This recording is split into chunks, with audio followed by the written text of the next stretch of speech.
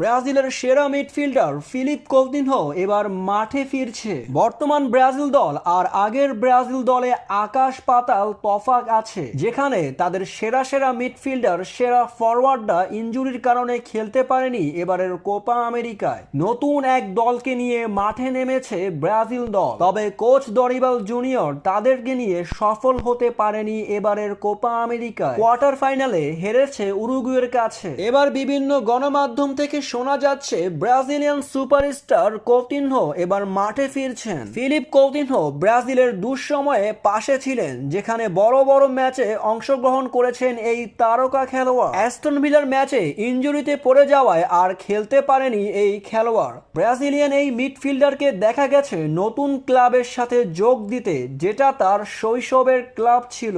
Aston villa থেকে এবার transfer হয়ে নিজের শৈশবের ক্লাবে ফিরে গেছেন কৌতিনহো। ফিলিপ কৌতিনহোকে সংবাদ সম্মেলনে প্রশ্ন করা হলে তিনি বলেন, আমি জাতীয় দলে ফিরতে চাই। জাতীয় দলের হয়ে আমি বিশ্বকাপ খেলেছি, ট্রফি জিতেছি। কঠিন পরিশ্রম করে যাচ্ছি আমি ব্রাজিলের একাদশে থাকতে।